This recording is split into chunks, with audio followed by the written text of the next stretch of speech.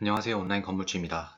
대부분의 에어비앤비가 불법임에도 아직도 에어비앤비를 통한 부수입 창출 관련 강의가 만연해 있고, 이를 들은 수강생들은 수강료도 내고 범법자도 되는 기가 막히는 상황이 있어서 영상에 담아봤습니다. 제가 자주 내보내는 이 경고문 절대 흘려듣지 마시기 바랍니다.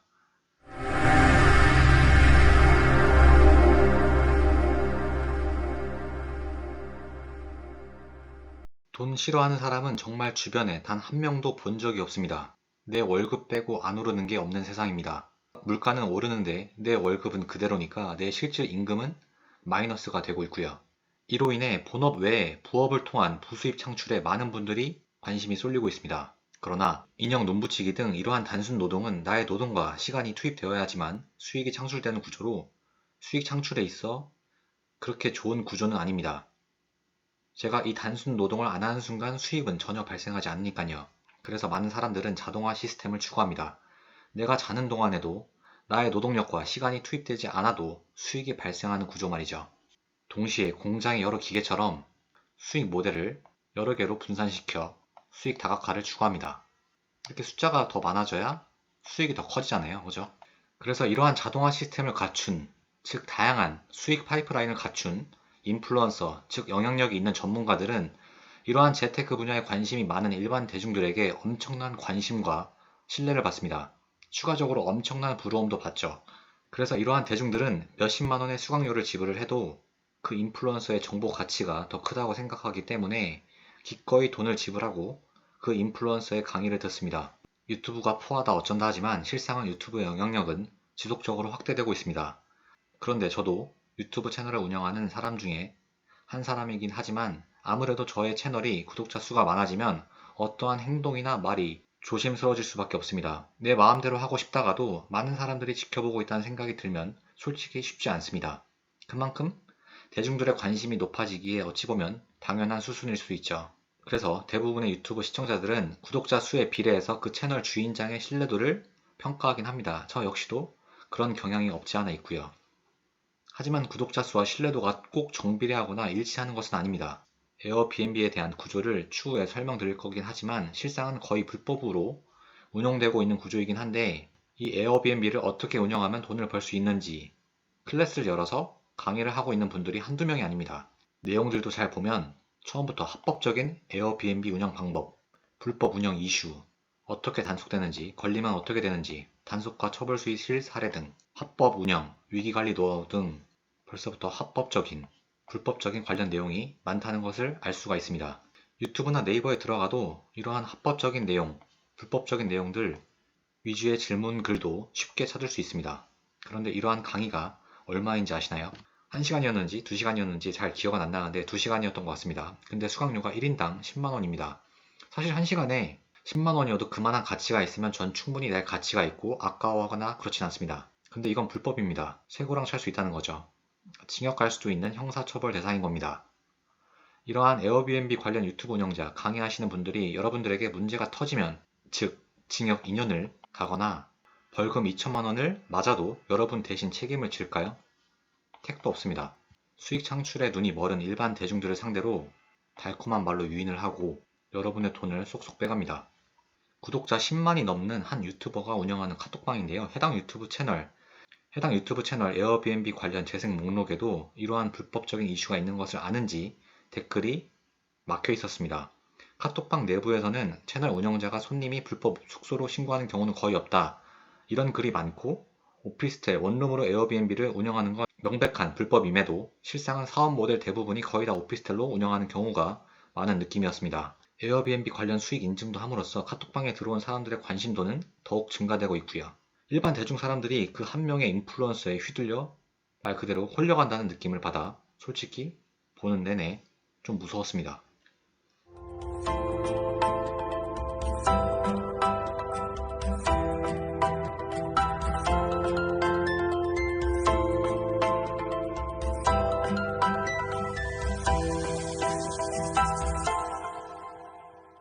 여기서 잠깐, 우리나라에서 합법적인 숙소 등록 조건은 외국인 관광도시 민박업, 농어촌 민박업, 한옥체험 등이 있습니다. 표 맨 오른쪽은 일반 숙박업은 말 그대로 우리가 흔히 아는 모텔, 여관 등 일반 숙박업이니까 일단 배제하고요. 농어촌, 민박업은 말 그대로 농어촌 지역에서 하는 거고 한국인도 받을 수 있지만 어찌되었든 우리 대부분은 도시에서 살고 있고 자기 주거지와 먼 사업장을 운영하는 것은 솔직히 쉽지 않습니다. 그래서 외국인 관광도시 민박업을 많이 알아보는데 이건 도시에서 할 수 있는 건데 보시다시피 조건이 외국인만 대상입니다. 한국인은 받을 수 없으니까 일단 수요층이 제한된다는 치명적인 단점이 있죠. 그래서 많은 에어비앤비 호스트들이 외국인 관광도시 민박업 줄여서 외도민이라고 하는데요. 이를 등록하지 않고 그냥 운영하는 겁니다. 그리고 외도민, 농어촌, 민박업 모두 사업자가 해당 숙소에 실거주를 해야 되는데 현실적으로 어렵죠. 그리고 이러한 민박업을 등록하려면 소화기 등 화재관리 교육 등을 주기적으로 받아야 하는 등 관리가 복잡해집니다. 관리가 복잡해지니까 당연히 에어비앤비 호스트 입장에서는 하기 싫어지죠. 도시 민박업 사업자 등록 조건을 조금 더 자세히 보겠습니다. 원룸 및 오피스텔은 등록이 불가. 본인이 거주하는 집의 일부를 임차해주는 것이 도시 민박업의 취지인데 원룸 및 오피스텔의 경우 한 방에 함께 생활하게 되는 것이므로 이것은 도시 민박업의 취지와는 맞지 않습니다. 즉 투룸 이상부터 된다는 거고요. 공동주택, 예를 들어 아파트 등은 주민의 동의가 필요합니다. 타인에게 임차를 하게 되면 소음 등 주변 주민들에게 피해가 갈 수 있는 부분이기에 주민의 동의를 요구하고 있습니다. 그런데 이웃 주민들이 동의를 해줄까요? 자기가 아늑하게 편히 쉬는 공간 옆에서 누군가 떠드는 것을 좋아하는 사람이 있을까요? 그리고 마지막으로 외국인 게스트만 숙박이 가능. 내가 숙소 운영자인데 손님을 가려서 받으라. 이것은 그냥 하지 말란 소리입니다. 즉 에어비앤비 원래 취지는 이러한 방을 여러 개 가지고 있는데 안 쓰는 방이 있으면 이 방을 나눠서 쓰는 것이 공유경제 아니냐라는 게 기본 취지인데 이런 취지와는 별개로 그냥 모텔, 호텔, 펜션같이 통으로 빌려주는 숙소 개념으로 정립이 돼버렸죠.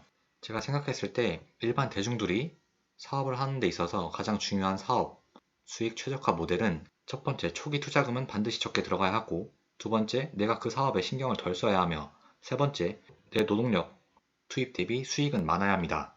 이런 관점에서 대부분의 에어비앤비 호스트들은 오피스텔로 운영을 하는 것이죠. 왜냐하면 오피스텔 자체가 투자비가 적게 들어가야 한다는 취지에 딱 부합하기 때문입니다. 오피스텔은 대부분 기본적으로 에어컨, 냉장고, 세탁기 등 풀 옵션 되어 있는 경우가 많아서 호스트인 내가 특별히 지출해야 할 돈이 없습니다. 인테리어도 웬만하면 깔끔한 편이고요.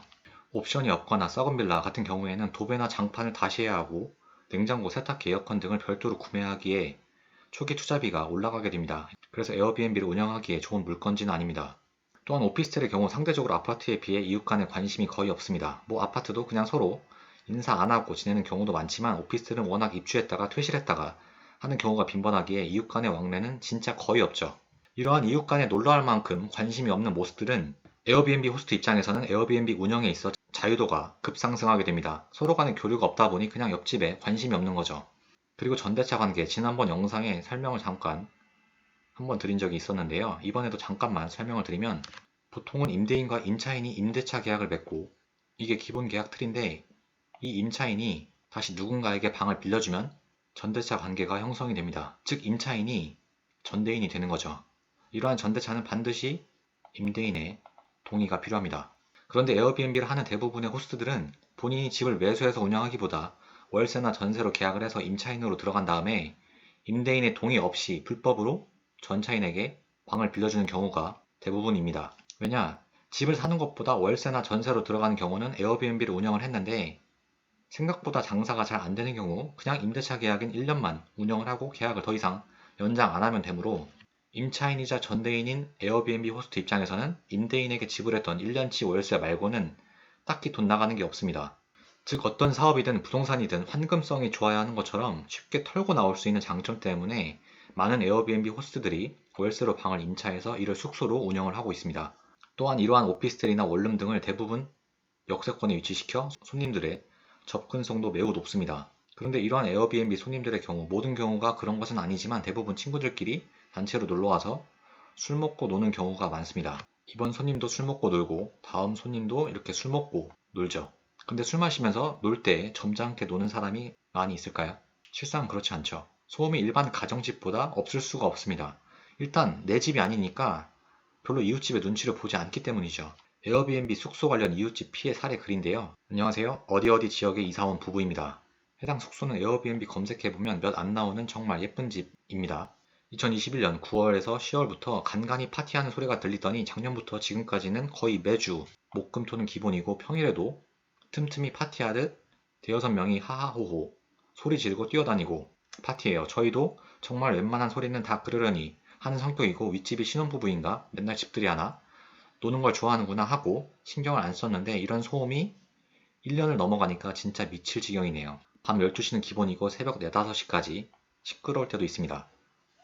어제도 새벽 2시까지 그러길래 올라가서 뭐라 했고 올라갈 때마다 바뀌는 얼굴 때문에 혹시나 해서 물어봤더니 본인들도 처음 왔고 에어비앤비로 하루 빌렸다고 하더라고요. 그래서 에어비앤비 들어가서 찾아보니까 버젓이 힐링하기 좋은 곳으로 예약받고 있고 후기가 너무 좋다고 호스트분이 이렇게 친절할 수 없다고 후기만 150개가 넘네요. 후기가 좋으니 더 열받을 수가 없어요. 저희보다 늦게 들어오신 분인 건 확실하고 어떠한 주민들의 동의도 구하지 않고 이렇게 숙박업소처럼 운영해도 되는 건지 에어비앤비라는 게 조금만 꼼수를 써도 다 피할 수 있다고 하더라고요. 월 10에서 15만 원만 받아도 여긴 월이 아니라 일 같네요. 일 10에서 15만 원만 받아도 한 달 풀로 채우면 최소 300인데 300 벌으신다고 어떠한 제재 없이 사과 한마디 없이 피해는 그대로 밑집인 저희 몫인지 너무 짜증나고 화가 나요. 다음 이웃집 피해 사례글입니다. 저번부터 계속 말했던 에어비앤비 하는 집 때문에 이사갑니다. 여의도 8년차 여기까지 3곳 살았는데 이곳에 살면서 불법 숙박업소 하는 이상한 집을 만나서 매일 바뀌는 손님으로 인한 소음으로 3년 동안 마음고생하다가 그냥 내가 이사가자 하고 집 구하고 이사 나가는데요. 직접적으로 이 에어비앤비 집이 매매에 나왔더라고요. 6월부터는 법이 강화돼서 에어비앤비 단속 시 벌금도 세지고 2년 이상 징역으로 바뀌었거든요. 오피스텔에서 숙박업소에 층간소음은 어느 날은 단체로 오고 어느 날은 매너 없는 중국 사람들의 소음에 상상을 초월하게 힘듭니다. 에어비앤비 불법 숙소를 단속하는 관광경찰들의 인원수가 모자르기 때문에 단속 인원이 거의 없다. 그래서 운영해도 괜찮다. 크게 걱정할 필요 없다. 라고 이야기하시는 분이 있는데 실상 맞는 말일 수도 있습니다. 홍대 근처 에어비앤비 숙소들인데 얼마나 많습니까? 이걸 어떻게 잡냐고요? 근데 이게 참 말이 웃긴 게 과속해도 안 걸리면 괜찮으니까 과속해도 되는 건가요? 또는 무단 횡단하면 빠른 시간 안에 목적지 도착할 수 있는데 이 도로는 경찰이 단속을 거의 안 하고 차도 왔다 갔다 별로 안 하는 도로이니까 괜찮다라고 이야기를 하면 그래 맞는 말이야 할 사람이 있나요? 이것이 돈을 쉽게 벌 수 있다고 해서 불법을 용인해줘도 되는 면죄부가 될 수 있을까요? 어찌되었든 현재 국내법상으로는 불법이기 때문에 해서는 절대 안 됩니다. 사실 제 개인적으로는 우리나라는 정말 규제가 많은 나라라고 생각을 합니다. 공유 숙박 관련해서도 미국, 일본에 비해 규제가 많은 것은 사실입니다. 어떻게 호스트가 전업으로 숙박업소 운영하지 않는 이상 손님하고 같이 거주를 합니까? 모든 정책에는 명함이 있겠지만 제 개인적으로는 모든 산업에 경쟁자가 많아져야 그 산업이 발전을 한다는 것이 제 생각입니다. 이러한 규제가 많아지면 많아질수록 그 산업의 수준은 낮아질 수밖에 없다고 생각을 합니다. 에어비앤비 불법 운영을 반대하는 숙박업체 운영사장님들 시위 영상 뉴스에는 이러한 댓글이 달려 있었습니다. 무허가 때문에 숙박비를 못 올리잖아. 이런 느낌이 더 강한데. 즉 이 말은 너네 에어비앤비가 생기면서 즉 경쟁자가 많아지면서 내 숙박업소 가격을 못 올리는 거 아니냐 라는 뜻이죠. 또 다른 글은 숙박업을 하시는 분들에겐 죄송한 말씀이지만 에어비앤비를 통해 이용했던 곳들 너무 깔끔하고 편했어요. 실상은 정식 등록된 숙박업체라고 해서 위생이나 안전관리가 철저한 것도 아니고 오히려 서비스는 최악인 숙박업체들도 엄청 많습니다. 이렇게 시장에서 도태되는 업체들은 자연스럽게 없어지는 구조가 맞다는 생각이 들기도 합니다. 그런데 어찌되었든 제가 반복해서 이야기하고자 하는 점은 에어비앤비를 합법적으로 운영할 수 있긴 하지만 그렇게 운영하는 순간 내 노력이 많이 들어가기에 효율성이 떨어지게 되므로 실상은 신고하지 않고 운영을 해야 효율성이 극대화되는 구조입니다. 즉 내가 먹을 게 많다는 거예요. 근데 이렇게 하다가 자기 이름에 빨간 줄을 긋게 된다는 거죠. 에어비앤비 관련 강의나 카톡방 등을 들어가서 보면 난 안 걸렸고 손님들도 웬만해선 신고하지 않는다 라고 합니다. 근데 그것이 나한테도 해당이 될까요? 갑자기 그 폭탄이 나한테 터질 수도 있습니다. 안 그런가요? 그리고 관광경찰이 손님인 척 위장을 해서 그 숙소 예약을 하게 되면 이건 그냥 다이렉트로 걸리게 됩니다. 이렇게 조마조마하면서 운영을 할 필요가 있을까요? 이렇게 무슨 일이 터지지 않을까 하며 불안함 속에 일을 하는 것은 할 필요가 없다고 생각을 합니다. 내가 올해 에어비앤비로 2천만 원의 수익을 벌었는데 처벌받아서 2천만 원 벌금을 내게 되면 결국 영원을 벌게 됩니다. 여기에 플러스로 징역을 가고요. 이 에어비앤비가 합법이면 제 이야기 논지는 달라질 수 있으나 실상은 불법이기에 이렇게 계속 말을 하는 겁니다. 어떤 채널인지는 말하지 않겠습니다. 구독자 10만이 넘는 대형 채널인데 에어비앤비 강의를 하고 있고 그 방에 있는 참여자들은 그 운영자의 말에 절대적인 신뢰를 보여주고 있습니다. 사실 그 운영자의 다른 내용들을 보면 인사이트가 뛰어나 보입니다. 하지만 불법인 내용을 가르치는 것까지도 인정해서는 안 되겠죠. 다시 한번 말씀드리지만 구독자 10만이 넘어가는 유튜브 채널이라고 해서 여러분을 절대 책임지지 않습니다. 모르는 것은 죄가 아니에요. 과연 모르는 것은 죄가 아닐까요? 불법을 몰랐다고 해서 불법이 용서되는 것은 아닙니다. 그 누구도 함부로 믿지 마십시오. 가족이 아닌 이상 여러분이 신뢰한 그 누군가가 여러분을 절대 책임지지 않습니다. 한인기업 최초 글로벌 외식그룹인 스노우폭스그룹 김승호 회장이 집필한 돈의 속성 책 글귀로 영상 마무리하겠습니다. 이 영상이 마음에 드셨다면 구독, 좋아요 누르는 센스 잊지 않으셨죠? 좋아요, 구독은 진짜 영상 만드는 데 큰 도움이 됩니다. 오늘도 좋은 하루 되시고요. 시청해주셔서 감사합니다.